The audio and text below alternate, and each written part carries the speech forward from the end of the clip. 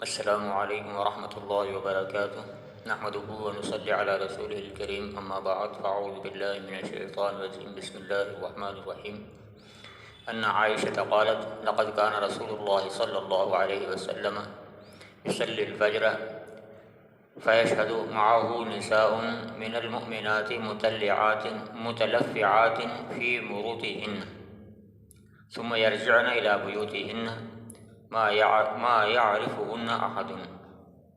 یہ حدیث ہے صحیح بخاری کی حدیث نمبر 372۔ حضرت عائشہ رضی اللہ تعالیٰ عنہ فرماتی ہیں کہ حضور پاک صلی اللہ علیہ وسلم فجر کی نماز کی جماعت جو ہے کیا کرتے تھے، اور مومن عورتیں اپنی چادروں میں لپٹی ہوئی آ کر کے جماعت میں شریک ہوتی تھیں، اور اس کے بعد نماز سے فارغ ہو کر کے وہ اپنے گھروں کو لوٹ جاتی تھی، اور ان کو کوئی پہچانتا نہیں تھا۔ یعنی کہ ایسے وقت میں لوٹ جاتی تھی اندھیرے کہ جب ان کو کوئی پہچان نہیں پاتا تھا۔ اس سے پہلے بھی ایک حدیث گزر چکی ہے جس میں حضور پاک صلی اللہ علیہ وسلم نے خود فرمایا عورتوں کو اجتماعی اعمال میں، دعاؤں میں، جماعتوں میں، عید کی نمازوں میں شریک ہونے کے لیے حضور پاک صلی اللہ علیہ وسلم کو حکم فرمایا۔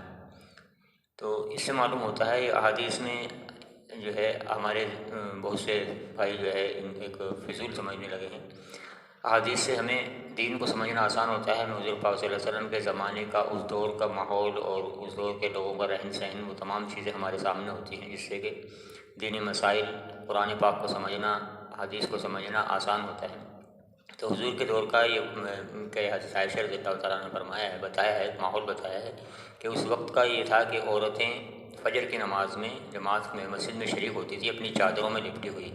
اور اس کے بعد میں وہ اپنے گھروں کو لوٹ جاتی تھی، یرجعن بیوتہن، اپنے گھروں کو اس ایسے وقت لوٹ جاتی تھی کہ ان کو کوئی پہچانتا نہیں تھا۔ کما یعرفن احد، کوئی ان کو اس وقت، وہ ایسے وقت میں لوٹ جاتی تھی۔ یعنی کہ حضور پاک صلی اللہ علیہ وسلم نماز ایسے وقت پڑھائی جاتی تھی فجر کی نماز کہ جو ہے وہ روشنی ہونے سے پہلے، صبح صادق کے بعد اور روشنی ہونے سے پہلے جماعت سے فارغ ہو جاتے تھے، اور عورتیں جو ہیں باجماعت مسجد میں شریک ہوتی تھی۔ ظاہر ہے کہ یہ واقعہ جو ہے ہجرت کے بعد کا ہے، مدینے کا، کیونکہ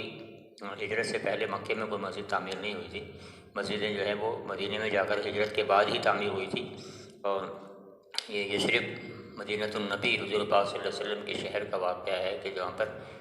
فرماتی ہیں حضرت عائشہ رضی اللہ تعالیٰ عنہ کہ عورتیں باجماعت نماز پڑھتی تھی اور مسجد میں آ کر کے فجر کی نماز میں اس طرح سے شریک ہوتی تھی کہ پچھلی صف میں اپنی چادروں میں لپٹی ہوئی آتی تھی اور پیچھے سے ہی اندھیرے میں ہی مڑ جاتی تھی۔ وہ ماحول تھا اس وقت،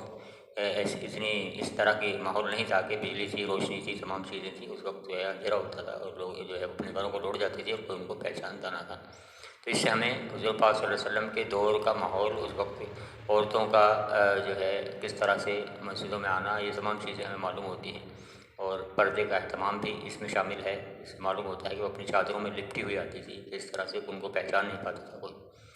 تو ہم احادیث کو ہم پڑھیں اور سمجھیں تو ہمیں جو ہے ہمارے لیے آسان ہو جاتا ہے مسائل کو سمجھنا، دین کو سمجھنا۔ اللہ تعالیٰ ہمیں سمجھنے کی توفیق عطا فرمائے، اور حضور پاک صلی اللہ علیہ وسلم کے طریقے پر، حضور کی سنتوں پر عمل کرنے کی توفیق عطا فرمائے۔ جزاکم اللہ خیر، وما علینا الا البلاغ المبین۔